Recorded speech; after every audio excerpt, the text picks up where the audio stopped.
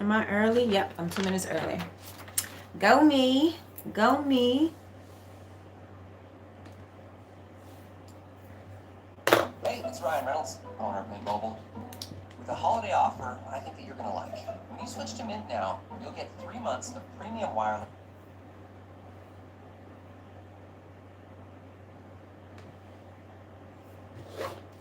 All right, so I'm 2 minutes early. So I'm just looking over my questions and things that I want to say to make sure that I have everything in front of me. If there are any questions or anything that you would like for me to answer today, feel free to ask me. I'm here to answer all of your questions. Hello, hello, hello, everyone. Welcome to the room.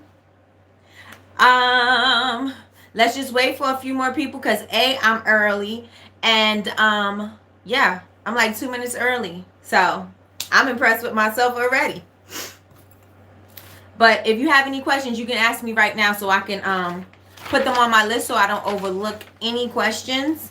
I'm going to be talking about foiling labels. I'm going to be talking about wax frosting, the sugar scrubs, the foam and sugar scrubs. Hey, April. Thank you. I hope all is well with you too. The foam and whipped sugar scrubs, I seem to have so many questions about because people are trying it and they're having difficulty with it. Oh, another thing, testing. I have my other notebook over here so that I could make sure that I hit my key points. All right, so the foam and whipped sugar scrubs I have a lot of questions about because people think it's definitely about the type of soap and things like that, and it's not. Hi, Leah, how are you? I am doing amazing. Thank you for asking. Hi, Tanya. Um, Choo choo choo choo choo. And I had a question from Sonae on YouTube, and she wanted to know what products to start with when you're starting the body care line. And I'll just branch off into that with with a bunch of different things. So if anybody has any questions and they want me to answer them tonight, let me know because tonight is the night that I'm answering all questions. And that's basically it. All right, so now I'm on time. So it's 7:01, you guys. Fan out. Tell your friends come in and join us here on this YouTube live. I am going to try my best. No, I'm not going to try my best. It is going to be, I'm writing this down to be consistent every single Tuesday and not miss a Tuesday. So what in order to do that, I'm going to have to really, really, really sit down and plan my ideas and all of the things that you guys want to know. Plan that out and have my whole schedule done for like maybe a month or so that I can be prepared and I can get all my notes and information, do my research so that I'll be prepared to go live every single Tuesday, even though, with doing the university and everything like that, that took a lot of time and it took so much out of me. But almost done. And what else? Oh, I wanted to ask you guys. So I'm gonna have a lot of movers and shakers in the university. I'm going to interview, well, not kind of interview, but like just have little sessions with them where they could tell you about themselves, tell you about their business, how they got started, any tips, any advice that they have. Would you like for that to be a live event, or would you like for me to have it pre-taped and then you guys can see it? So let me know in the chat if you want the sessions, because that's what I'm going to call it. I'm going to call it the sessions. Hey, Martiniki. Do you want the sessions to be pre-recorded or do you want them to be live? If they're live, then you guys can ask questions and you can get your answers right away. But if it's pre-recorded, you will not be able to get your your questions answered right away. So in the chat, let me know. Would you like for the sessions to be live or pre-recorded? And if we do them live, which day is good for you? I'm thinking Thursday because I'm like Tuesday I'll go live on YouTube, or Tuesday I'll go live on YouTube and then Thursday we'll have the live sessions. So does that work for everybody? Let me know in the chat. Let me know you here and you are awake, honey. Yes. Okay. So yes to live or yes to Thursday, Tanya?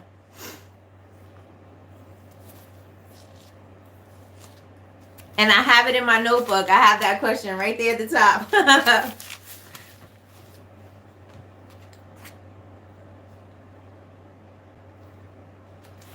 All right, all right, all right. Okay, so I'm going to just start both. Yes to both. Okay. I'm going to just start, and I want to say, sounds good for Thursday. So Thursday, I will go live with interviews. Thursday, live with interviews. And what I'm going to do is I'm going to have interviews from everybody. So insurance, marketing, publicity, your image, your product photography, anything, makers that you admire, makers that I admire, people that I started with, and that was about 11 years ago. So people that I started with, I'm going to interview them as well. And everybody who I interview first are people who I either admire or I have learned from, and that's where I want to start with first. I want to start with where I came from and what helped me, what was beneficial to me, and then I'll add on the other people. You know what I mean? So I may do 2 times a month, or depending if I could get lots and lots of guests, I'll do it every week. And then, we can have the live sessions Thursday every week. And that way you guys can take plenty of notes. And this is only going to be available in the subscription membership. I'm not going to have the video up where it's going to be up for like 24 hours. I'm going to do the live, and then that's going to be it. But it'll always be in the subscription group. And I know you guys are so tired of me saying, it's coming, it's coming, it's coming. I wanted to launch on Sunday, and then I had a problem with my domain because I had it on Shopify, and then I had to move it from Shopify to Thinkific, and then it took time, and then when it did take time, I couldn't upload. It was just a whole hot mess. But you know what they say, anything that can go wrong will go wrong, and it does. So I'm going to work around it. I'm not frustrated about it at all. Everything happens in divine timing. So when it happens, it's happening, and everything is going to be right, and I believe it and I claim it. So that's what we got. So we did that. I also want to say on December 2nd, write this down, I will be on BCMC, and that is the Black Candle Makers Club. They are on Facebook. I don't have them. Let me type them into the chat. If you guys are not familiar with them, Black Candle Makers Club. So if you're into candle making and things like that, and you would like to be a part of the club, please join them over on Facebook. I will be live doing a packaging video discussing everything packaging. So if you have any questions about anything in packaging, that is going to be on the live show. So check me out December 2nd, and I will be there at 8 p.m. And if you are not in the Black Candle Makers Club and you are going to go and join because you make candles, tell them I sent you, girl. No. All right. So also I want to preface this by saying a lot of questions that I get, the answers are already in the videos. So people want, and this is the thing about the microwave era, this is the time when everybody wants quick, fast answers, and they don't want to do the work. Like, you want me to give you all of the answers, but you're not doing any of the work. Lots of the times when you ask me questions, the answers are already in the video, or the answers are in the description box. You're not looking, you just want me to tell you. So I want to say, before you ask any questions or anything like that, just make sure that I did not answer it in the video, because sometimes when people do that, I'm like, are they even listening to me? Like, should I even put that information up, or should I just wait for them to ask me questions and then I'll answer them? Because that way, I don't feel like I've wasted my time putting all this information in a video and they're not listening. So I just want to preface with that. Most of the times the answers are already in the video, and if it's not in that video, it's in a previous video. But let's get started. Okay, so I told you I'll be on BCMC December 2nd, 8 p.m. discussing packaging ideas, and I think it's 8 p.m. I think. But and we said Thursdays, everybody write that down too. Thursdays, we're going live with interviews and things like that, so that all the industry makers and shakers and information that you would want for your business, You'll be able to find that. All right. So the first question, does anybody have anything, or the first topic, does anybody have any questions about foiling? I do foiling labels, and that technique is done with foil, reactive foil paper, and a laminator. And you don't necessarily need a specific laminator if you want to get really, like, you want to judge it up a little bit. But if you just want to do it and you're doing it on a budget, you can just get a regular $20 laminator from Walmart, or you can order one from Amazon. It does not necessarily need to be a special laminator. Most people who like to zhuzh it up, they will get the Heidi Mink version of this laminator. Now, her laminator is supposed to work better, and is supposed to eliminate the little black spots that you can see that comes through the label. But I realized that, not I realized, but doing it, because I've never tried the Heidi Mink one, but by doing it, I haven't had really many problems using the regular laminator. So I cannot justify buying I think it's like $125 for her, sorry, $125 for her laminated machine. Hey, LaRonda, I'm answering all questions, and $159, girl. I can't justify buying that when I can buy a $20 laminator. But I'm answering questions, and right now we're in the topic of foiling labels, because I get a lot of questions about foiling labels. So, yeah, I cannot justify that price. I don't think there's anything, it doesn't do anything that the regular laminator does. So, don't do. So, I will not get that. But if you do have it, then, and you make cards and things like that, and it's more important for you to have that machine, then go for it. I'm not saying anything's wrong with it. Like I said, I don't have anything to compare it to, because I only use the laminator. I've never used the Heidi Mink laminator. So I don't know if it's the best.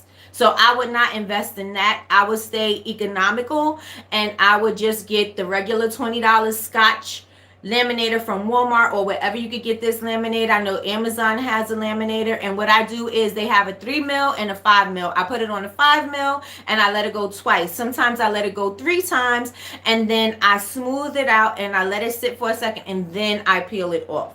Someone asked me a question about reusing it. Now, if you're using your foil paper and you use the whole page, and you're just using it for like borders and then just a little bit of info in the middle, yes, I say use your foil over, because why should you throw that whole sheet away? So if you can, just take that paper and just put it on top of something else, and then whatever doesn't get foil, just put another piece on top of that. Like, don't waste the foil. You can actually reuse it. I would reuse it, because I know in my labels I have a border, and then I have a little bit of information in the middle. All the rest of that stuff around it is still open, and it's plain. There's nothing there. So that's foil that can be used. So I would do that, and then also on the other side. So if you have to use it, put it on whatever you're doing it on, send it through the machine, and then do it. If you have to cut a piece and put it on a part that didn't get the foil, just do that. Like,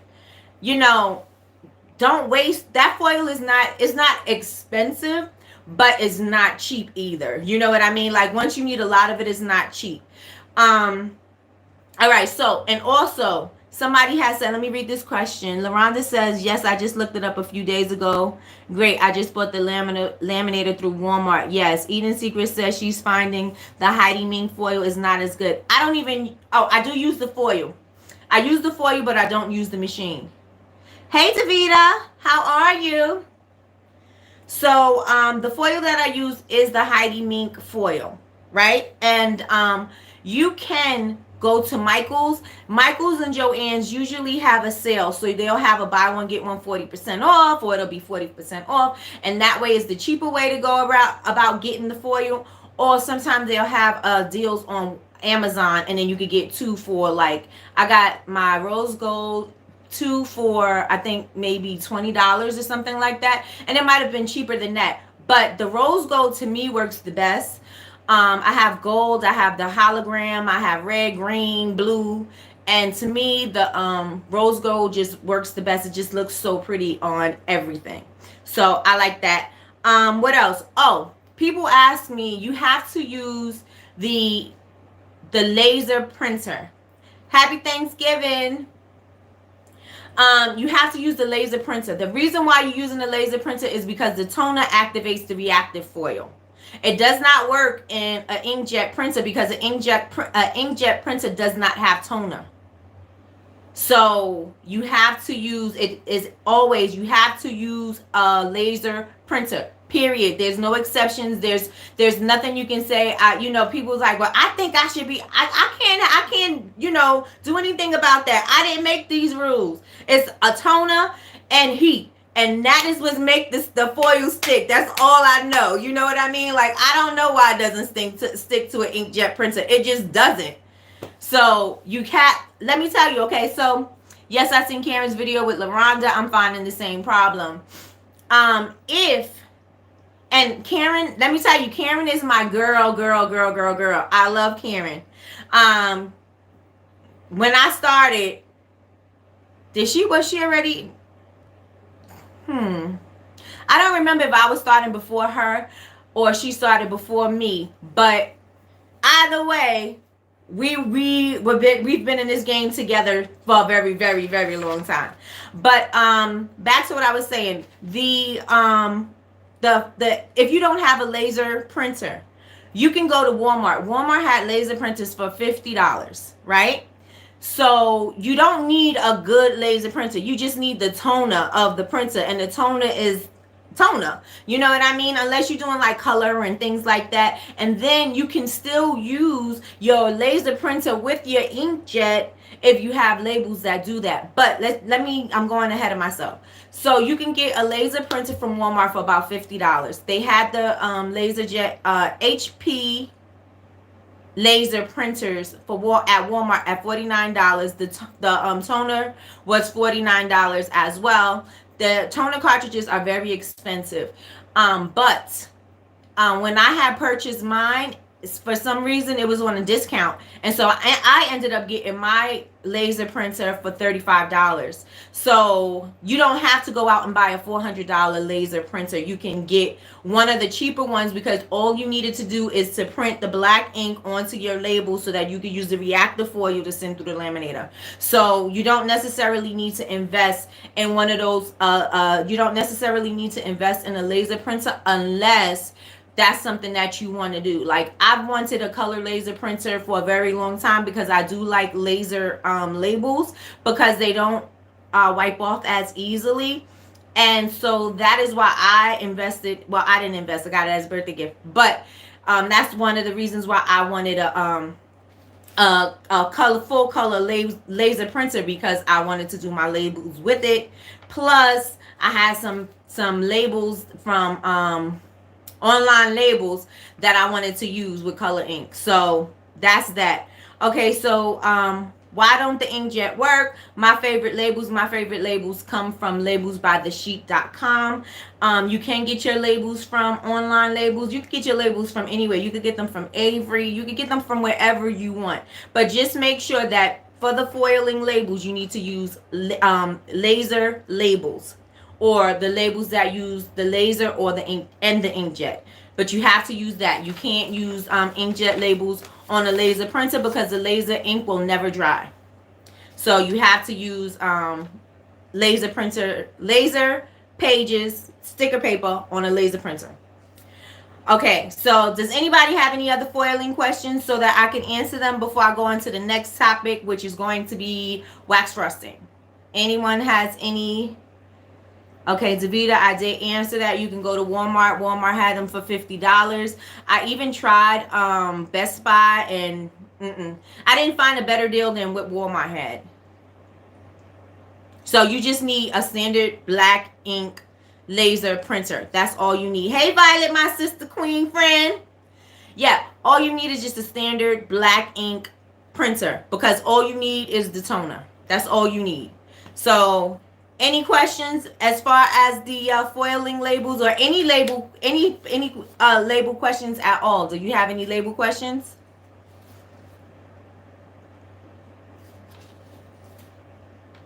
How many people in here are candle makers? Can you talk about how to find out about shipping How to find out about shipping and how to price it. How to find out about shipping. What do you mean how to find out about shipping and how to price it?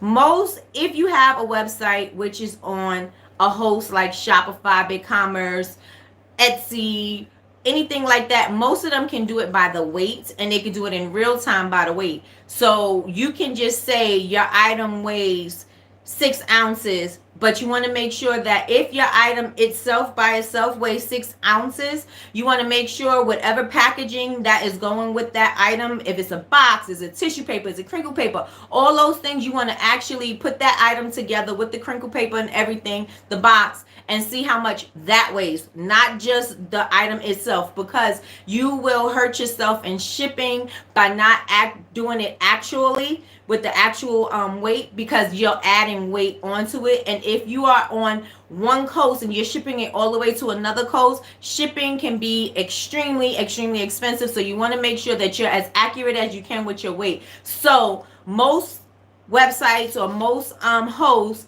they'll give you real time. Oh, you could go to stamps.com. I don't use Pirate. Is it Pirate Ship? I don't use that, and I don't use Hippo or Shippo. But those things have the real time shipping where it can weigh out your ounces and calculate your prices for you. I don't do pre-shipping. I don't do pre-price shipping unless I am doing flat rate. If I know it can fit in a flat rate box, then I'll do flat rate. But if it does not fit in a flat rate box, I do not do that. So I let it calculate it by itself. Have you tried cheap small Cricut labels? Have you tried using the cheap small Cricut for labels? You mean that little sticker thing?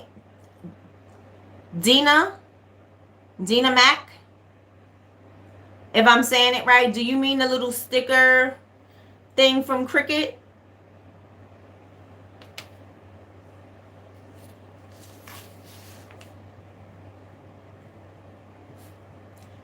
I'm trying to keep up.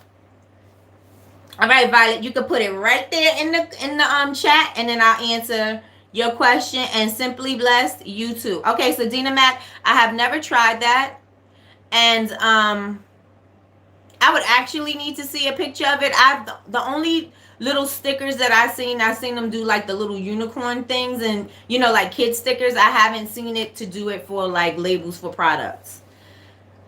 Is there any other way for people with inkjet to, if you have an inkjet for you to foil?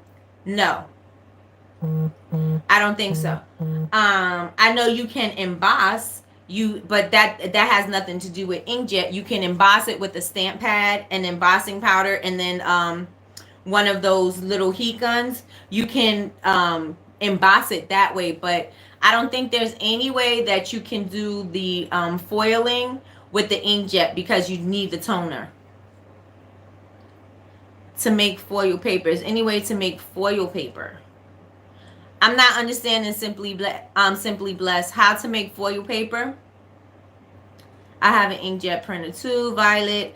LaRonda says, so how can you determine the threshold to see if you can offer free shipping? You can offer free shipping if you change your pricing. If you change your pricing model, you'll be able to offer free shipping, because you will be including shipping into your pricing. So let's say your item costs $2.50. You want to offer free shipping, then you're going to have to figure out a way to incorporate that price into everything. So if, let's say they just get one item, and shipping it only costs $5. Like if you think you could spare a $10 thing because your price point is good, then you can say free shipping after a certain amount of money, because then you know that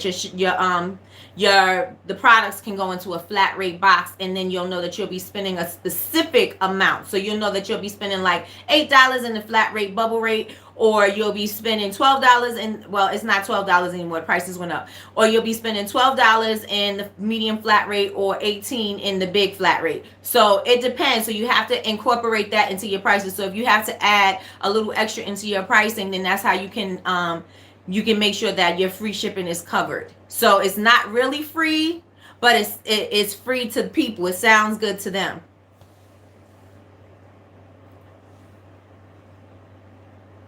All right, let's see. Let's see. What laser printer paper are we? What laser? Okay, Violet says, what laser printer paper are we to buy for a laser printer? You can use any paper. I like to use clear paper from labelsbythesheet.com because that their paper is, I think it's a polyester paper, and it's glossy. All right, Martiniki, love you, girl. It's glossy, it's thick, it's great quality, it looks good with the foil. And that's why I like the paper from labelsbythesheet.com. Online labels, the paper is thinner, the foil doesn't seem to stick as well to that paper. It doesn't not stick, it sticks, but it just seems like it doesn't have that luxury quality feel like the Labels by the Sheet paper. So you can use any paper that has laser. So if you want to use a laser printer, you have to use laser paper. So if you want to use clear labels, make sure that it's a laser printer clear. And if you want it to shine, make sure it says glossy. If you want matte, make sure it's matte. If it doesn't tell you what it is, it doesn't give you any specification as to what the kind of paper is, and you know that you want glossy, then go for the glossy. Make sure that you read it and you see that it says glossy. And like I said, I like labelsbythesheet.com for their clear labels. Not for all labels, but their clear glossy labels is really nice. And I do like weatherproof labels by Online Labels because it's kind of like a vinyl. It's like printable vinyl, but it's still really thin, but it's really, it adheres to your jars. It looks really good, so I like that one too. So I have different places where I like to get my labels, but I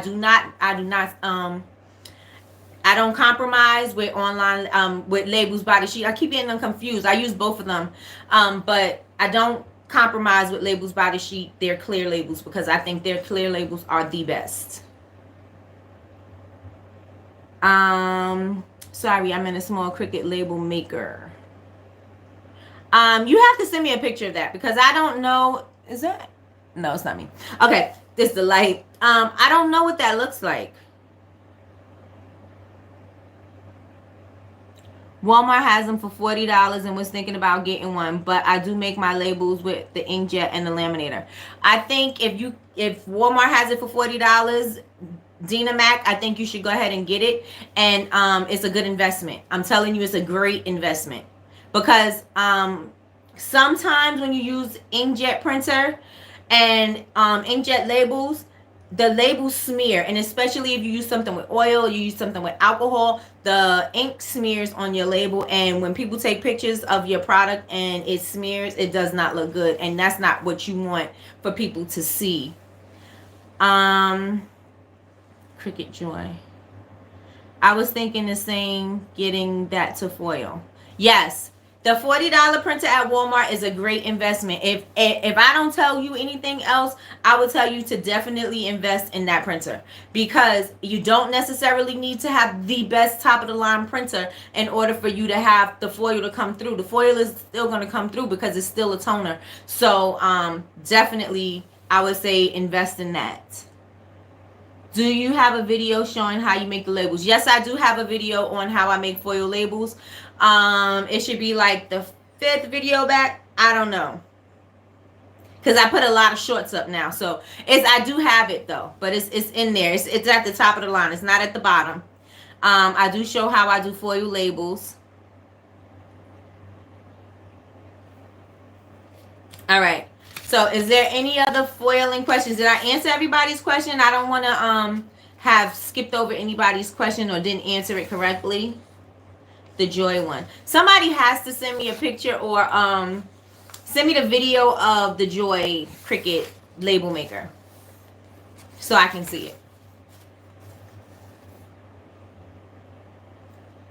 So the next topic we are going to discuss is wax frosting. So does anybody have any questions? Anybody has any questions? Did I answer everybody's foiling questions?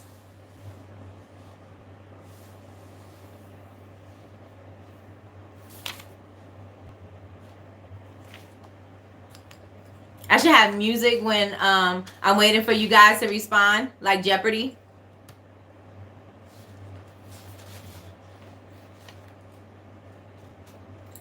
Okay, and I do have a video on foiling, and if that video, and then look at the video and tell me if there's any questions that you have, or if there was anything that wasn't clear, and then I can do a part 2 addressing the things that weren't clear, because if it wasn't clear to you, then it must not have been clear to other people, and then I could address that, and then we can do like a part 2.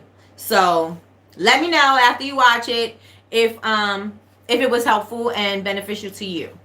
All right, so if you are a candle maker, I'm going to quickly go over wax frosting. Now, the wax frosting is something that I never even thought was going to be a thing. I did it, I don't even know how long ago I did it, and that kind of went viral on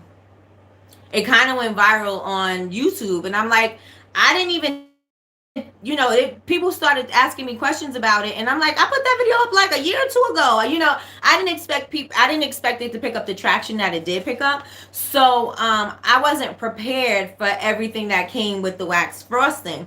I just was making, I came across a recipe, and I just started making tarts and adding it to my candles, and people, they liked it. So now I do a lot of wax frosting, a lot of wax frosting videos and things like that, because I do a lot of wax frosting products. I like to do them on my melts because it gives it a little something extra. It's not the regular standard melts that's in a clamshell, or just regular blocks and things like that. I like to give it a little something extra. That's always been my thing. That's how I started the company. I started Bubble Babes Bath Company because I wanted to make products that looked pretty. Well, I started because of my son, but once I got into the swing of things and I started making things, I wanted everything to look real, because I was, at that time when I started 11 years ago, Lush was the major thing. But to me, and this has nothing to do with Lush, because they're innovators and they are the reason why we make bath bombs and we make things like that. But their things to me look like projects. They look like, a kid's project in school. So I wanted to make my stuff look more real. So that was my quest. So I at that time, options were very limited. There was no bubble bath frosting. There was no wax frosting videos. There was none of that. Like, we were making frosting for bath bombs with royal icing and saying that they were sugar scrubs. Like, we had no options. Right now we have options. We have options to make it a bubble bath. We have options to make it soap.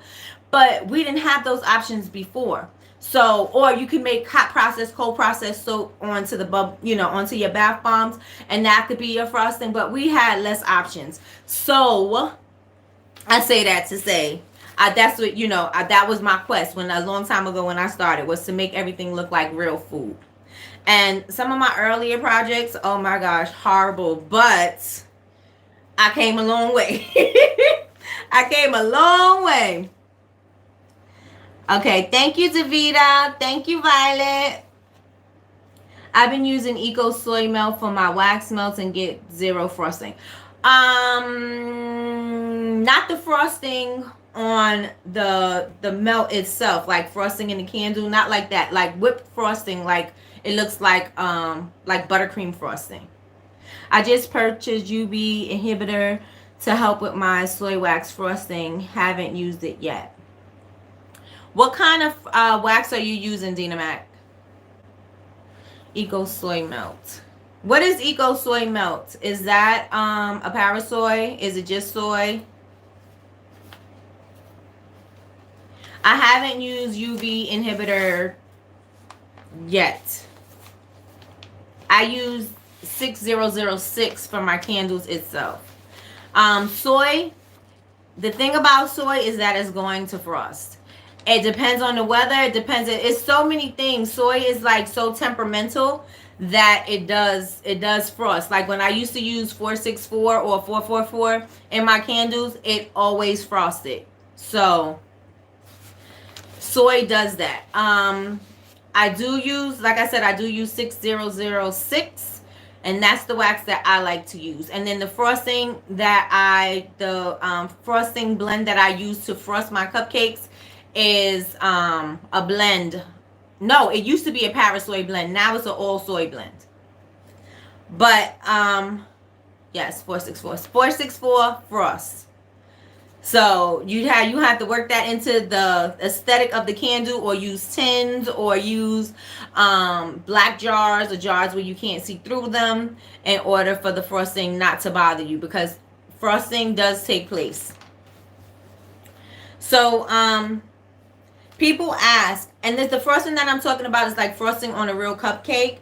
The frosting, can you use different types of wax? Now, you can use whatever you want if it works, but you have to test these things out. The only reason why I know things work and don't work is because I tested it out. You have to test things out. Yeah, it's nice to hear if somebody says, have you tried it? Yeah, I tried it. This is what's going on. This is what's going on.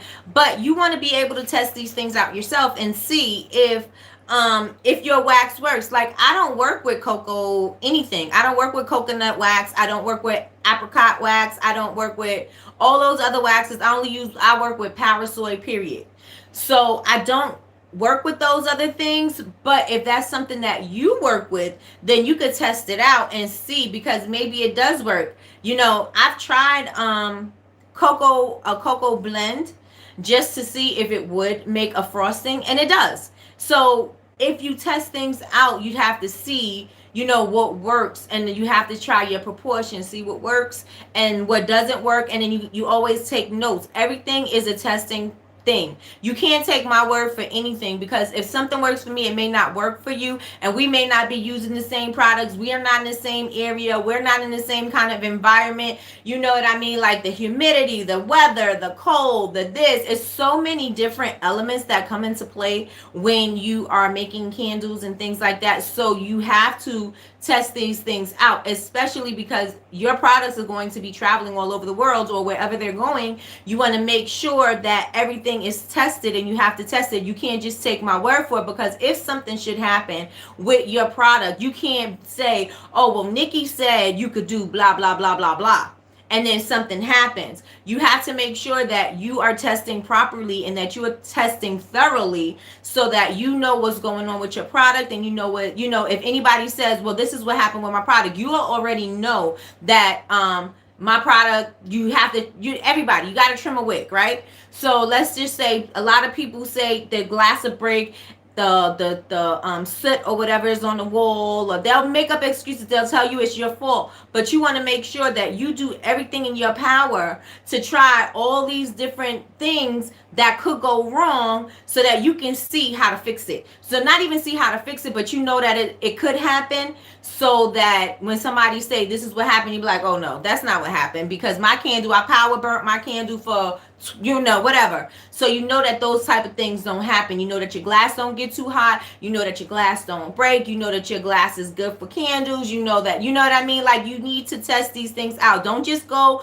to Dollar Tree, grab a couple of vessels, and then come and say, okay, I'm gonna make a candle out of this. You can't just do that. Everything has to go through testing. You have to, and I don't mean testing to a lab. I mean testing it out. So that means you have to power burn it. That means if you have to try different wicks, that means you may have to try different fragrances with different wicks to see which wick makes the best scent throw. You know what I mean? Like, you have to go through all these things. Everything is testing, and I know nobody wants to test because it's boring and it's tedious and it takes too long, but you have to test out your products before you can even give it out on the market. I have an oil that a B5 hydrating gel that I want to put out. And I followed the recipe to the T that came from Lotion Crafter. I think that's the name of the website, lotioncrafter.com. Now, of course, I trust the website because I buy their products, I buy their oils and their things like that.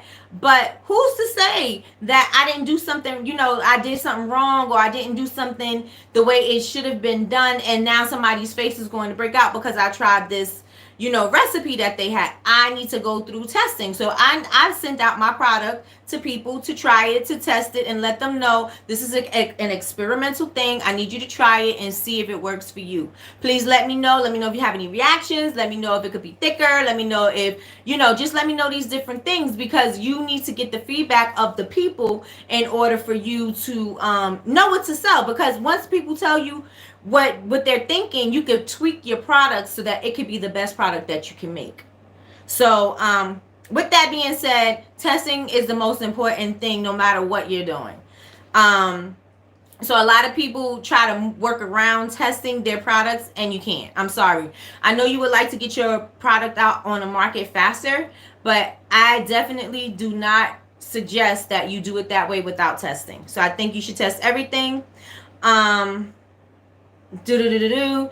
And like I said, can you use other frostings? I mean, can you use other wax to make frosting, to do the decorative frostings and things like that? Yes, you can. And a lot of people ask me, can they just use 464? You can use 464, but you only can use it inside the container. You cannot use it outside of the container. It's not going to be a good standalone wax because the 464 is made to be inside of a container, so it's going to have softer quality. So once you shrink wrap it, once you put it in a bag, once you put it in a box, whatever you're going to do with that candle that doesn't have a lid because you frosted it or whatever, it is going to smudge on the bag. It's going to dent the frosting. It's going to break the frosting. It's not going to look good. And your product is going to look horrible by the time that it gets to that person, or the time that it's a gift and that person gives it to somebody. It's not going to look good. So you cannot use just a plain old container wax that's not going to get hard as a frosting. You need something that's going to give it something harder to stiffen up your frosting. So like, your wax embeds and things like that, that you can put those in plastic. You can shrink wrap them. They're not going to rub up against your wax melt, making it look cheap. It's going to look, if I put my wax melt in a plastic bag right now, and I ship it to you, it's still going to look the same in that plastic bag as when you get it. When I made it, as to when you get it, because it does not, the wax is not soft enough to rub off. It holds its shape, it stays shiny, and it looks good. So you need something that's going to be a hardener in the wax frosting. So you can't just use a container wax. So I don't suggest using just a container wax unless you plan on having it contained inside the container and it's not going to ever touch outside of the container, and the shrink wrap or whatever is not going to touch that either. So that's my suggestion on wax frosting. Does anybody have any questions about anything pertaining to candles, wax, anything? Again, I have not used that UV, so I don't know if it works for frosting. So I do know people say warming up your jars and things like that, but if you warm up your jar and you are still in a cold environment, it's still frost. I'm telling you, I know, I've done it. In my shop, I used to have put my candles on foil in a box, had them warming up in the oven, pour my wax in, the temperature's pretty low, put it in there, and it's still, I did everything right, and it looked good while the candles were still warm and even when they cooled. But when I put them into the cooler environment, into the shop, it just frosted. There was nothing I can do about it. It's an aesthetic thing. So the next thing I'm going to discuss is the scrubs, the foaming whipped sugar scrubs. I have so many questions about this, and I think it's because the way people are making their scrubs. Now, I like to use this particular type of soap for my scrubs, and I even did a part 2 on the foaming sugar scrubs, if that's what you want to add something different to your menu of products. But these, I love the foaming whipped sugar scrubs because they rinse away clean. It doesn't make your tub greasy, and a lot of people don't like greasy scrubs. I love greasy scrubs because I like that extra moisture, but a lot of people do not like the that extra moisture in the tub and things like that. So one problem most people say is that the glycerin in the soap gets hard as a rock. Thank you, Leah. The glycerin in the soap gets hard as a rock. By the time they put the foam and whip in there, it doesn't give it the right texture, and it's a mess, and they had to throw it away. This is the problem. The problem is it's not the soap, because I've done it with detergent free soap, because I like to use detergent free soap, because detergent free soap takes longer to harden than regular glycerin soap. Regular glycerin soap does harden pretty fast. The detergent free version does not. So I like to use detergent free in my foam and sugar scrubs, but that's not to say you can't use other glycerin soaps, because I have done other glycerin soaps. I The one soap that I really don't care to use is a clear glycerin soap. I don't mind using the white glycerin soap with the shea butter. It doesn't even matter what kind of glycerin soap, as long as it's not the clear one, because the clear one to me, that does, with the glycerin, it does harden a little bit. I love your whip soap scrub videos. Oh yeah. So I'm about to give you some game right now, Simply Blessed. So okay, so yeah. So I already told you the type of soaps, but you could use shea butter, coconut, any glycerin soap. But the thing is when you put your glycerin soap into the beater, into your mixer, you cannot leave it there mixing for a long time, because as you know, if you made glycerin soap, right?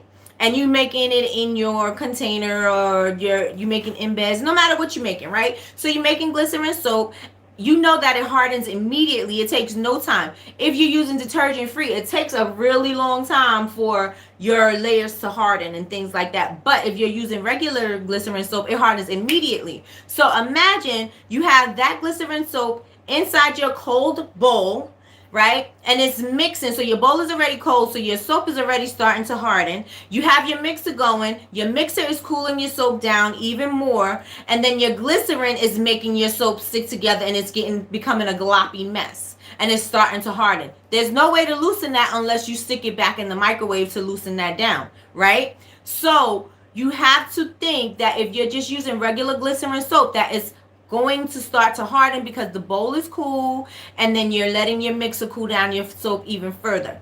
So what I do is I put my glycerin into my soap, into the, my measuring cup. I put my glycerin into that, and then I put it in the bowl. I have my bath whip measured out already. I don't measure it out while I'm beating it, because that's going to take too long, and that's going to give you that clumpy, gloppy, gloopy mess in the bowl. Everything's going to be caught up against the mixer. That's not what you want.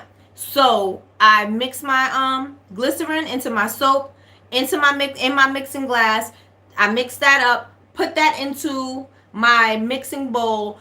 Slowly, on low, I put my mixer. My mixer is going on low. My foaming whip is already measured. And while that is going, I let see a few bubbles, and I start to slowly add my foaming whip. That way it does not give my soap a chance to harden. No matter which soap I use, it doesn't give this soap a chance to harden, and it doesn't give it a chance to get gloppy. That's why I use 6006, because of the scent throw. Simply Blessed. That's why I switched from 464 to 6006, because the scent throw is much better. So yeah, so don't let your soap cool too much. Like I said, you put it in a cool bowl, you whipping it. You want to make sure that you do not do too much. And then I add more sugar than the recipe calls for. So the recipe that I gave is the one from Wholesale Supplies Plus. And I add a little bit more glycerin. And glycerin does make it, don't use too much glycerin, because it makes it sticky and hard, and you don't want to do that. You don't want to go too far with the glycerin. And then I just add some more sugar, because I think that it can handle more sugar. I like it to be thicker, so that when I'm piping it, it holds the shape. I'm looking into trying soy 10. I've never tried that. I don't know. Are you attached to soy and that's what you want to use, or it doesn't matter? Dina Max says, question kind of off topic. When you started out, what did you start with? Candles, melts, or scrubs? I started out with a lotion bar. I started out with a lotion bar and I started out with soaps because I started this company because my son had eczema and I was looking for something that was going to soothe his skin, and the lotion bar is something that I found that soothed his skin. So I started with lotion bars and melt and pour soap. So those were the two things that I started with. I didn't add scrubs and butters. I didn't add any of that until maybe a year in. I did bath bombs after the glycerin soap and the lotion bars. Bath bombs, bath melts, bath salts. That's what I had. And then I added on body oils, body butters, and things like that. And as of 2 or 3 years ago, I started doing lotions and things like that. Like you keep adding things on. But I would start with the things that I'm best with. So if you know that you have a passion for one thing, I would do that thing that I'm passionate about. So if I'm passionate about making soap, then that's the first thing that I'm going to add to my thing. And you don't want to add too many varieties of something. You want to just maybe do 2 or 3 and then see how that works. So you want to build up your clientele. You want to build up your reputation. You want to build up the hype for your product because people know that your product works. If you're scattered and you're all over the place and you're making everything, you're not going to be able to get the feedback that you need that's necessary in order for you to make the proper products, because you're always going to be scattered and doing too many things. That is a problem that I had in the industry. Am I talking too fast? Because when I have a lot to say, I usually do. So I'm sorry if I am speaking too fast. When I started in the industry, and even still, because I'm creative, I always want to keep doing, keep trying. And you want to be able to, whatever is selling, you want to maximize on what's selling. You don't want to just spread yourself all over the place, because then you're just scatterbrained and you're all over the place, and not one product can get that attention that it needs. So if you have, like, not a focal group, but if you're giving out products and you want people to test it out and you want their feedback, you only can do one thing at a time. You can't do everything across the board. You know what I'm saying? Like, you only can do what you can do. So if, like I said, if soaping is something that you're passionate about, then start with the soap. If moisturizers are the things that you're passionate about, then start with that. Candles are the things that you're passionate about, then start with that. And then add on as you master that one thing. And that would be the advice that I would give. I would say master one thing before you go on to the next thing, because you don't want to be all over the place. You want to make sure that you know everything about your product. There's nothing that anybody could ask you that you don't know about your product. You want to know that you ask me a question, I can answer that question. I can answer that question in my sleep. I can answer that question in 2 seconds. You know what I mean? You want to be able to do that. If you have products all over the place, you got to think, oh, what oil did I use in that?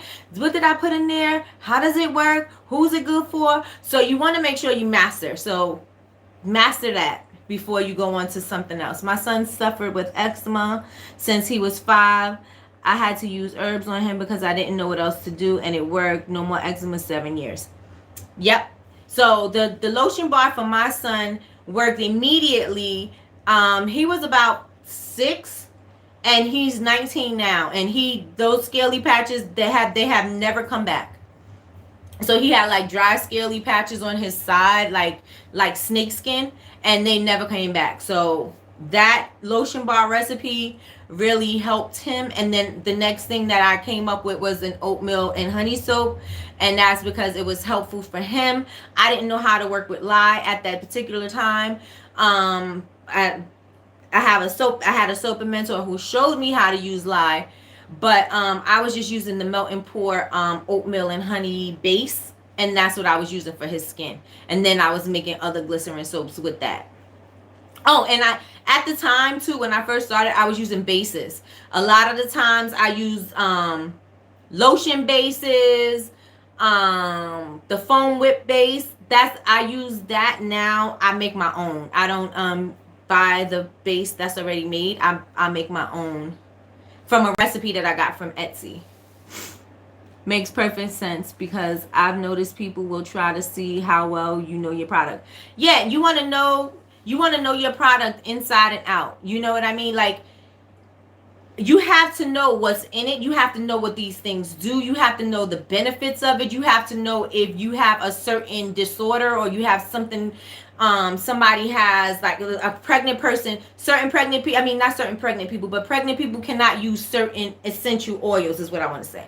They cannot use certain essential oils. So you must tell people, okay, so my products is all natural. I use essential oils, but if you are pregnant, please do not use this because this does this. Or if you have a child, please don't use this essential oil where somebody is under 2 years old because this essential oil does this. You need to know what your products do, because if you do not know, you can harm somebody else. And this, you in the business where, you know what I mean, people like to, not just because this business, every business, people like to sue, but you want to make sure that you are covering all of you're covering your tracks, because if not, anything can happen. If somebody comes up with a rash or something like that, you'll know if your product caused that. And you also know, because you gave them a heads up, this product may cause irritation to people who have rosacea or to people who have this. You want to make sure that you know what's going on with your products. I have to have ingredients to make my own bases too. I believe money-wise, it's a great idea. Even if when you're making your own bases, you know exactly what's in it. You know what I'm saying? So I control what I put into my base. So I know what's going in it. I made it, so I know how it was made, as opposed to something being made in a factory. I've noticed, like in my waxes, sometimes like you can't control this, right? Or in the glycerin soap, sometimes because it's made in the factory or it's made in like these candle places. And I've gone into the places where they make the candles and the soaps and stuff like that. It's dirty in there. Like, it's, I mean, you can't keep it clean because it is a whole big factory. There's a bunch of things all over the place. You know what I'm saying? But you have little particles and things like that inside your product that you cannot control. So you want to make sure that if you're making your own bases and things that you can make your bases too, then you have control as to what you're putting in there. So especially if you want to put something in there that's going to be beneficial. So if you wanted to add a certain healing oil, or you infused an oil that you wanted to put in something, you're able to do that. Your options are limited when you're not able to get a base that has the things that you want. And because people have said this to me when making these foam and sugar scrubs, can I put oil in it because it's not moisturizing? Well, this particular scrub's not meant to be moisturizing, but I want to put oil in it. But then you need to make your own base with an oil in it, or you need to make your own base or create a different product altogether in order for you to add that oil. And people are like, well, I want to add oils, I want to add butters to my soap. You cannot add, or to your scrubs. If it's not that particular type of product, you cannot do that, because oils and butters decrease the lather of your soap. So you either want it to foam or you want it to be creamy. Like, you have to decide as to what you want your base to be when you're doing like a sugar scrub or something like that. If you want to add oils into something that is a soapy product, adding those things in is going to decrease the lather. So what's more important? I want to do a candle and foam and whip scrub to my line and sell it as a set. That would be awesome. And maybe even add a bath bomb, because if you're in the bathroom and you want somebody to use the scrub, like, I mean, you can go so many places with that. You can add a soap, you can add a bath bomb, you can add bath salts, you can add a bath truffle, you can add all these things, or just one thing to the candle, because you're going to use the candle. You could say the candle is made for, you know, me time, pamper yourself in the bathroom kind of thing. And so that could be a cute little set. So that would be a great idea. Latrice says, I need to set a reminder. This is just ridiculous. You missed it again, Latrice? Now I have to go back and watch. Yes, every Tuesday. I said I'm disciplining myself every Tuesday when I feel like it and when I don't. Hopefully everything now, I got the university and up and running. Well, it's not up and running yet, but I got my domain switched over from Shopify so that I can do all, you know, so you guys can look at it and check it out and everything. But I was trying to open on Sunday, but I couldn't because the domain needed to be switched over, and they said it takes 24 to 48 hours. So with that being said, I wasn't able to get, you know, everything done. Let me see. What else? All right. Will you ever offer classes for making whipped soaps? whip soap. I don't make whip soap. Um, so I can't really offer a class to it. But I can make a video on YouTube and we could experiment together. So how many fragrances you suggest to start out with? I would start out with, Tanya, what do you make? Candles? I would start out with, depending on what you're doing, I would start out with something clean, something fruity, something floral, like so you have one of each thing. Something unisex, clean, fruity, floral, earthy. Try those things, because if you have your customers who like certain things, you want to make sure that you cover it. You give them options. And if you see that the fruity candles or the fruity products work better than all the other ones, then add more fruity things. If you see that the bakery items sell more than the other things, add more bakery items. If you see certain things don't sell, because this is all with the testing, and you're never going to know how many fragrances to use, because their palettes are different. So you're kind of like guessing as to like, would you like something like this?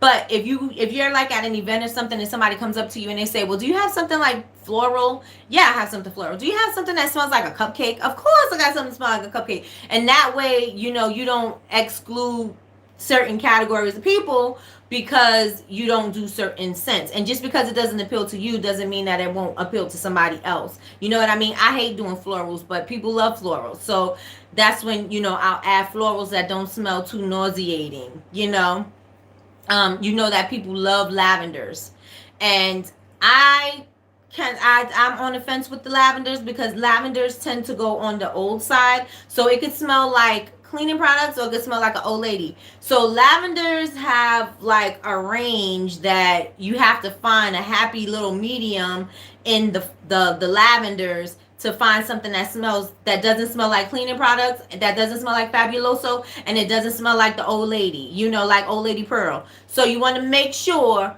that you find something that smells good, that people will love lavender, so you have to have something like that. Maybe a vanilla might be a good thing, so you want to do something with a vanilla. Fruit. Let's see what kind of fruits people like. People like cucumbers and melons and fresh fruits and things like pomegranates. They like things like that. So you want to make sure you have certain things that people like. I know when you're just starting, you want to experiment and you want to do all these different scents and you want to do all these different things, but you want to make sure that you're listening to what your customers are liking and what they're buying, because at the end of the day, you're in this business to sell. You're not in this business to just do things for yourself, because you don't need to be in the business to do things for yourself. You can do those at home for you. So you're in the business of selling. You want to make sure that you do what sells. So you want to make sure you go in that direction.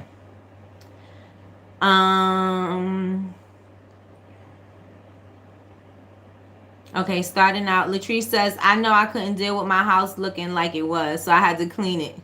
I'm here for the duration. Body butters. That's a good idea. 3 events back to back. Now I feel a sense of normalcy. Oh, all right. I know how that feels. But that's good. That's good, Latrice, that you are out there. Naturally mellow. Yes, in the future I would like to do foiling. You can do foiling right now because it's easy and it's simple and it's quick. Yes, I agree about the lavender, but my lavender chamomile sells really well. If you know that your lavender chamomile sells really well, add more of that type of thing, because obviously that's the kind of scent that attracts your people, attracts your tribe. So you want to make sure that you add more of that. Or you can do something with just the chamomile, or just the, you know what I mean? Like if you're adding on to things, then you can okay, I know that this sells, let me add that to it. I can infuse chamomile and I can make this beautiful chamomile oil with, you know what I mean? Like you just got to think about the things that are selling, and if they're selling, then you want to make sure that you make more of those type of things. Like I have products that I love to make, but they're not my biggest sellers. And so since they're not my biggest sellers, making them wastes time, and it wastes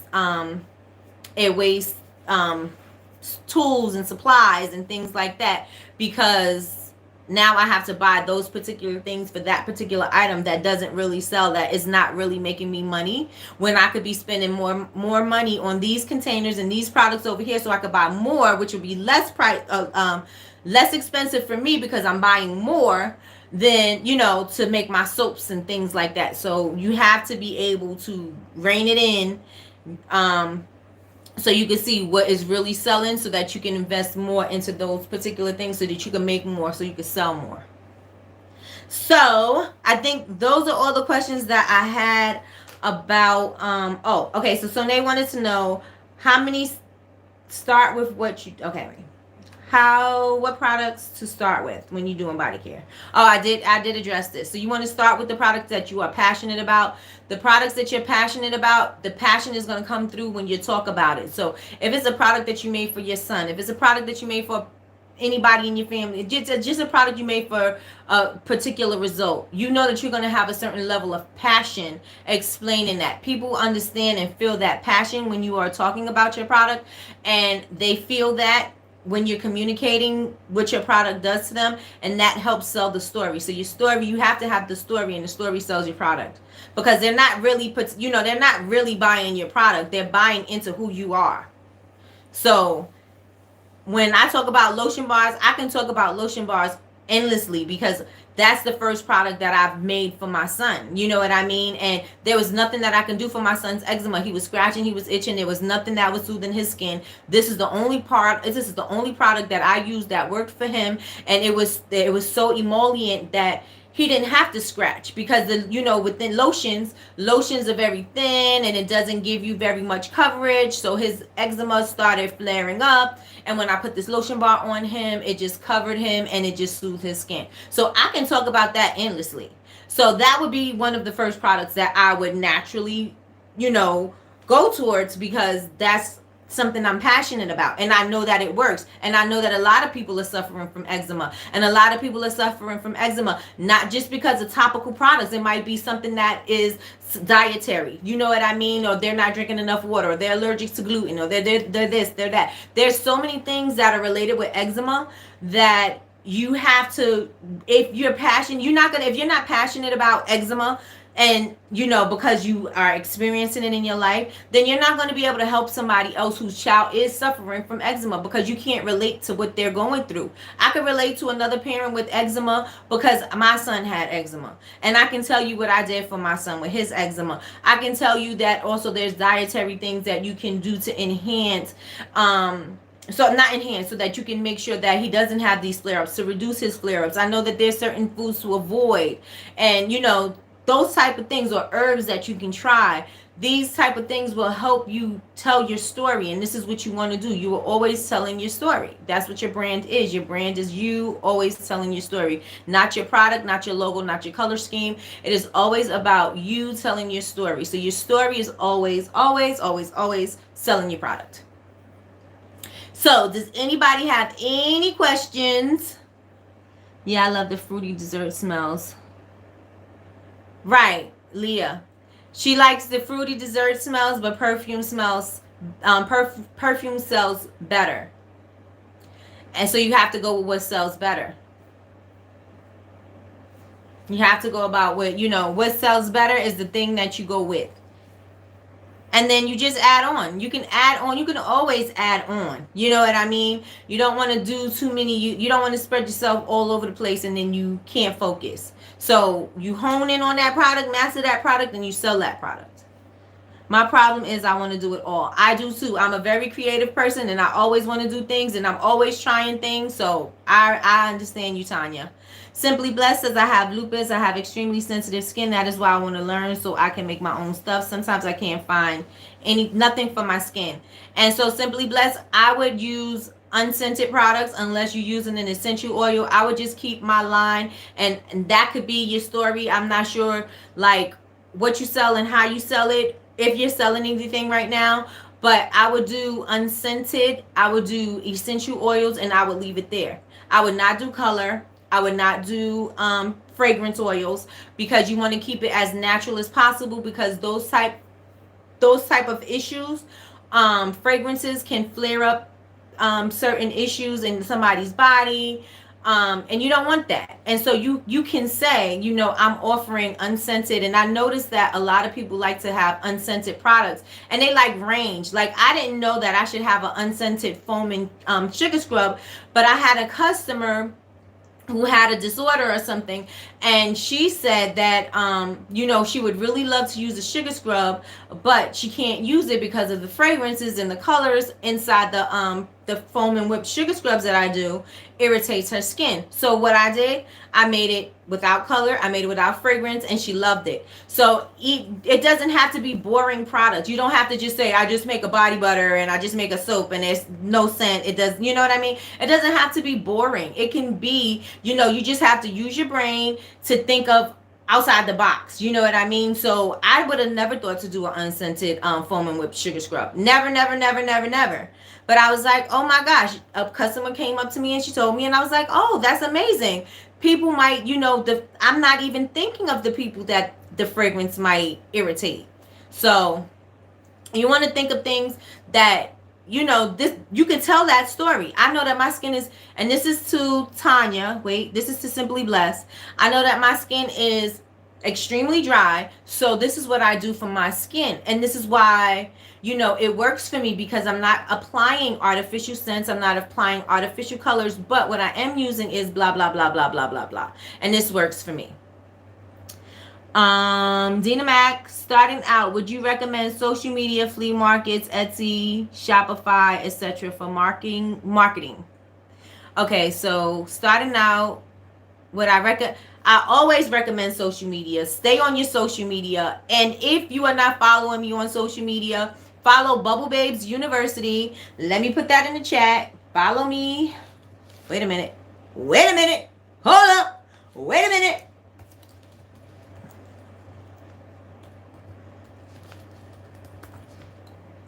Follow me on Instagram.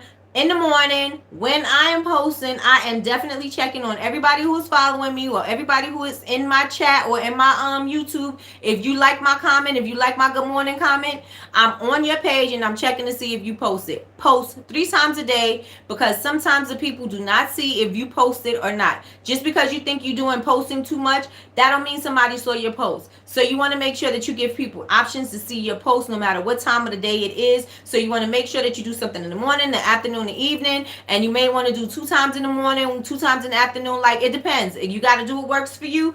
But I say the more you post, the more chances that you're going to be seen. And if you get on somebody's nerve, you get on somebody's nerve. But if that's going to give you the sale, then let that give you the sale. So I definitely recommend, I'm sorry, I'm scratching all over the place. Something must have bit me.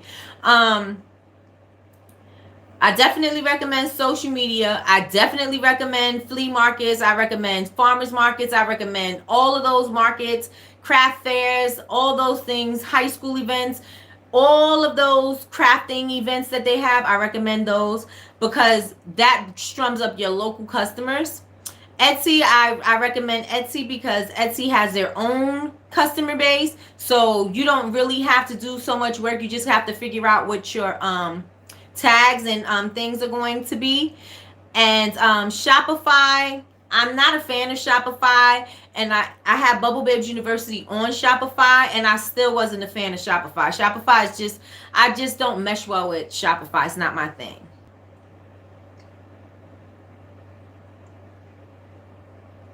Yeah. So does anybody have any other question? It does not have to pertain to any particular area. It can be right now. We're all over the place. So it doesn't matter if it doesn't matter where it's at right now. So just whatever your question is, if you have a question before we get off, let me know so I can answer them now. And like I said, follow me on all social media. Follow me on Instagram and Facebook.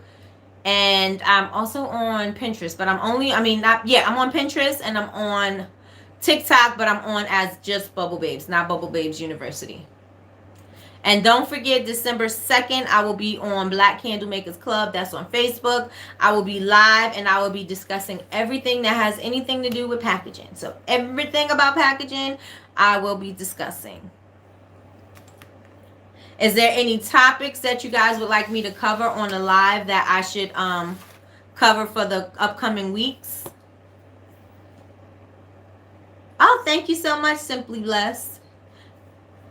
If there's any topics that you would like for me to talk about, please let me know so that way I can put it on the calendar, and so I'll have them ready for Tuesdays, because I don't want to talk about things that people are not going to be engaged with. You know what I mean? I want to talk about things that you can, you want to learn about, you want more information about, or whatever. I want to be able to discuss those type of things. I don't want to just be, just talking just to be talking. I want to make sure that what I'm giving you is informative. I want to give you something that's going to be eye-opening, things like that. So if there's anything that you would like for me to discuss, please post that also in the chat.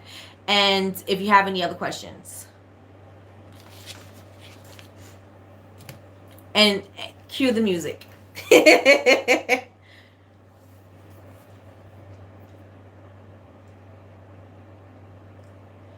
Oh my gosh, gardenia does give old lady vibes, but I found a gardenia that smells really good. And so I would say you got to find a good gardenia. Your best soap ingredients. Is that a topic, or is that a question that you're asking me now?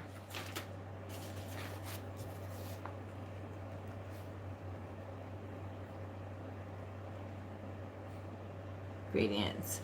Lately, I've been finding myself feeling overwhelmed or having anxiety in regards to really getting out there. How do you deal with that anxiety? Getting out there. Now, Dina Mac, do you have your business already established, or you were starting it? Getting over it, starting business. All right, got you, Leah. I'm writing it down, so I don't want to seem like I'm being rude, but I'm writing these things down so I know. Because you know what? It's the stupid tag that's in my shirt. When I finish the live, the chat's not there. So when I go back to go see what you guys say, it's not there. So I have to write it down, because I thought I was going to be able to go back to it, and on different occasions, I even changed my settings. No matter what I did to it, I still couldn't go back and read the chat. So the chat was out. So any other topics? Starting.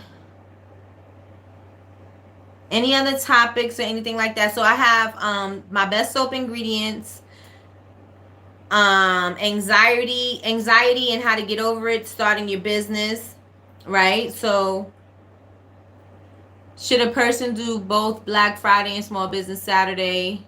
Should prices be changed? I wouldn't change my prices. I would leave them the same. Latrice, I would do maybe a special pre-Black Friday something, and then small business, maybe do a free gift giveaway, something like that. But I would keep the discount the same.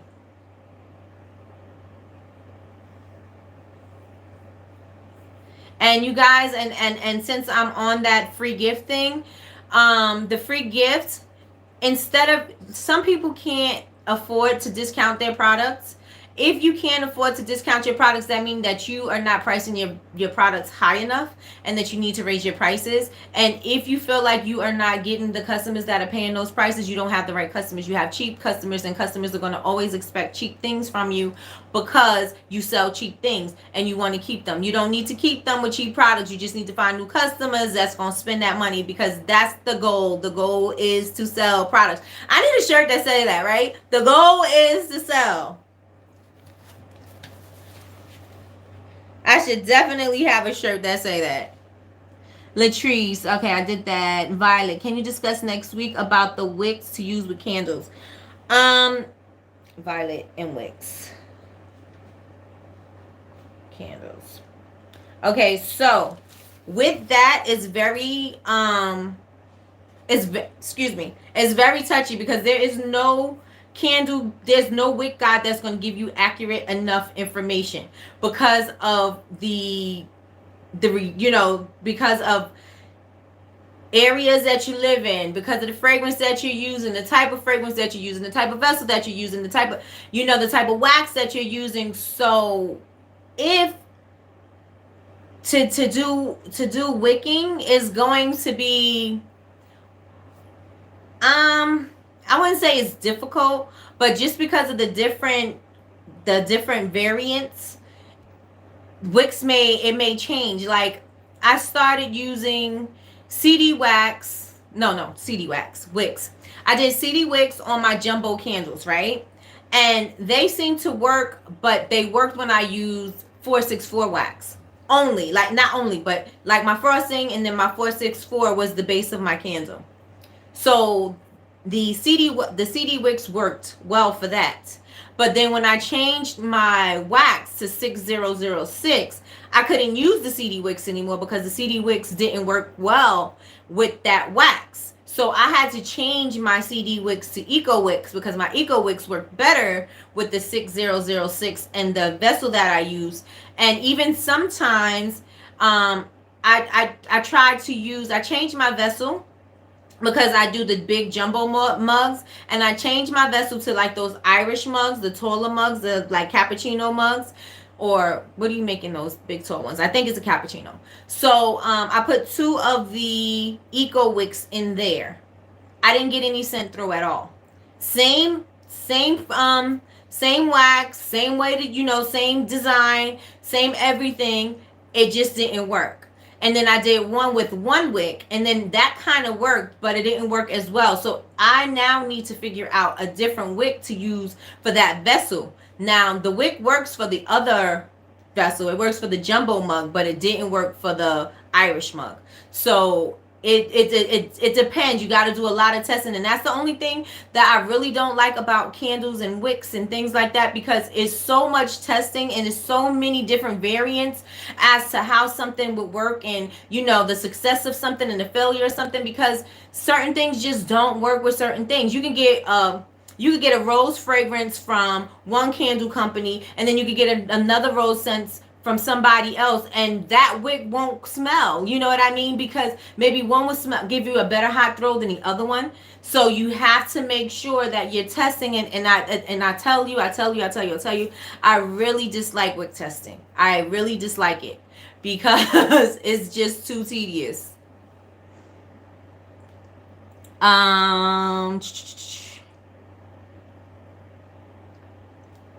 Is that printer good for regular label as well? Naturally Mellow, the Walmart printer good for regular labels as well. You can use the Walmart printer to do the black ink on your clear labels. I still love that printer to use on my black labels. So that's one of my favorite printers. It's crisp, it's clear, and it works. So I use that with my Labels by the Sheet labels. I can do some of the, like things I can do from my experience about the wicks, but I can't really say, okay, so if you're using 464, then you should use this type of wick. If you're using this type of wax, then you should use this type of wick. You have to test it out and see what works. And I would suggest that if you are testing your wicks, if you're testing your candles because you don't have your candles out on the market yet, that you buy sample packs. Do not buy 100 of something because you may not use it. I have HTP wax. I have LX wax. Wicks. I keep saying wax. I have CD wicks. I have Eco wicks. I have some other wicks that I got from somewhere else. I got some wooden wicks. I got like all kinds of wicks that I've purchased so much because it worked in one product and then it didn't work in another thing. So if I change my vessel, I still have all of these wicks. And I probably need to do a de-stashing thing. But yeah, just buy sample packs of the wicks so that you have options as to what to use, and you're not stuck with anything. Because if that wick doesn't work for you, maybe it'll work for somebody else, but it's still just a waste of money when you can buy a sample pack of wicks that'll cost you like $5. Yep, start with that. And that's what I suggest. I said use the wick guide as just that, as a guide, not as a truth, not as a fact. That's not the facts. It's always on a loose scale. You know what I mean? Because what they suggest a lot of the times is not what work for you. You know what I mean? So it's on a sliding scale. You gotta, use what they have and then work inside the lines, outside the lines. You gotta figure it out. Like in my vessel, they say use Eco 6 or Eco something. But I can't use the Eco 6 in my jumbo candles. I have to use the Eco 8 because I put embeds in there, and then I'm not only just using 6006, I'm using the wax frosting. So I'm using 464 and I'm using the blended wax. So I need something that works with that. Plus, if I'm doing my embeds, and my embeds is a whole different type of wax, like it has to be able to be hot enough to melt those embeds. It's got to be hot enough to melt my frosting, and it's got to be able to give it still a good scent throw, because those are the things that open up the candle. Those are the things that you smell first when you do your candle.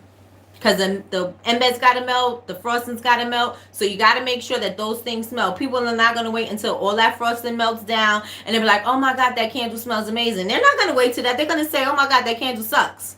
So you want to make sure that you are covering your tracks. How about Colloidal oatmeal? Okay, so I'm gonna tell you what someone told me, because the foaming base that I use, I bought, like I said, I bought from Etsy, and they say do not use the oatmeal because the oatmeal will create mold because of the moisture. So I would not suggest putting the oatmeal into a foaming whip scrub.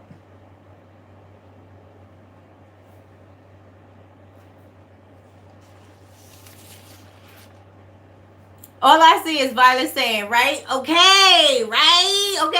Okay. I'm sorry. I kind of went in on them wicks, right? I'm sorry. So sorry.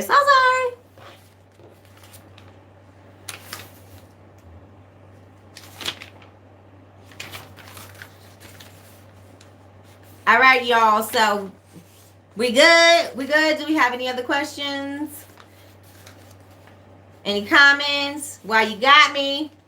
Because you know you won't have me until next week, Tuesday. 7 p.m.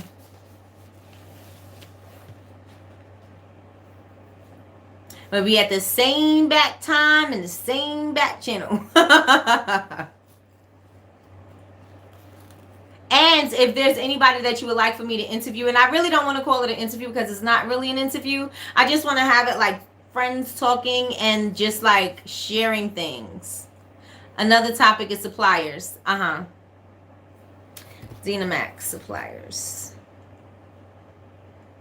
Keep them coming, because I be getting stumped on what I want to do for topics, because I'm like, I don't know what you guys want to know. You know what I mean? And I just don't want to be talking about anything that nobody wants to hear about. Xenamax.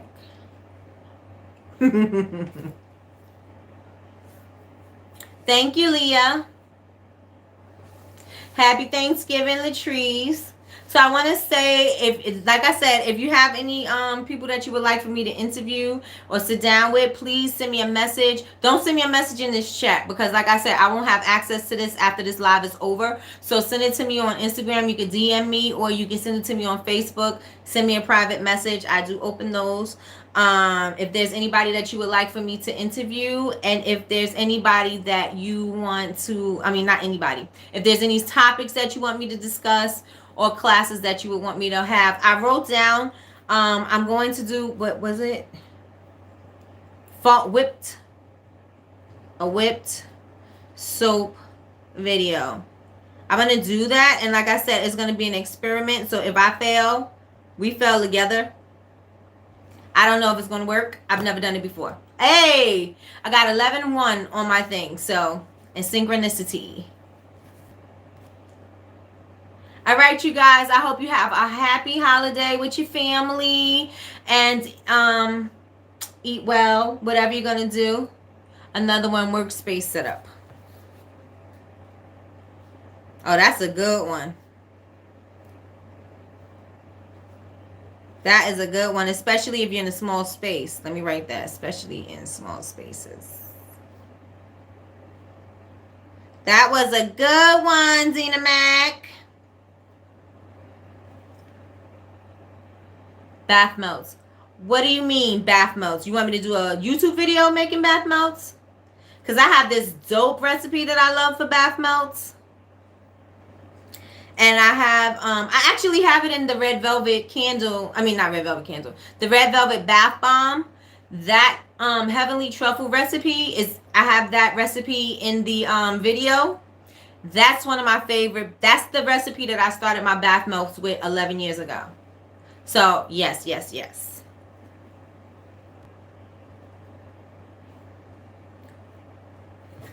All right, so I have everybody's topics and their information, and I will put it on my calendar, and I will keep you updated. Please make sure that I have your information on if you signed up for the website.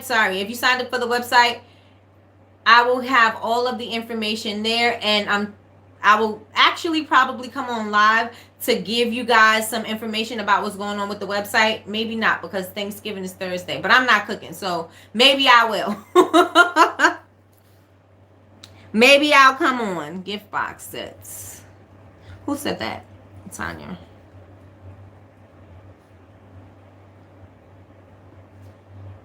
So I'll probably come on again. And you guys, are you ready for... See, I'm about to start to open up a whole new can of worms. Make sure that you are ready for Black Friday. Make sure you got your sales going. Make sure that you pre-put your sales up. If you're going to start the day before, make sure that you put your date plug it into your back office, so that you don't have to worry about putting it in the day of.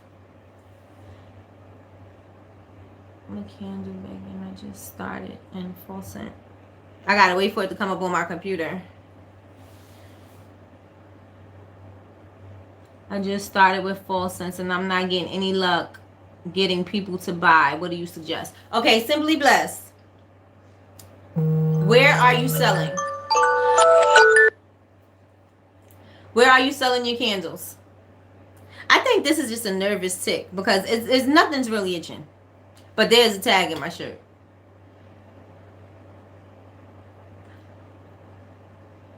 Do you think it's too late to catch things? It's not too late.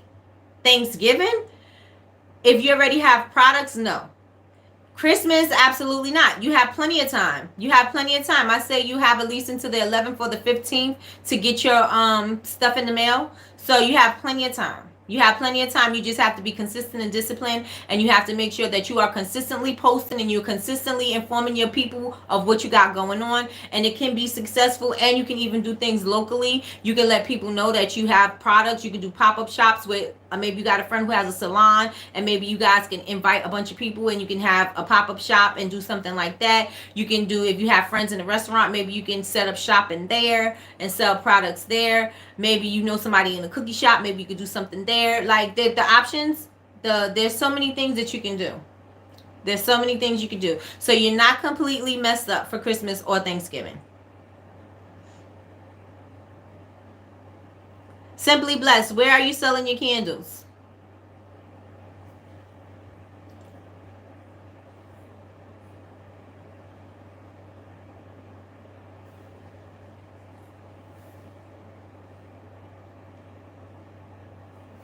I'm waiting.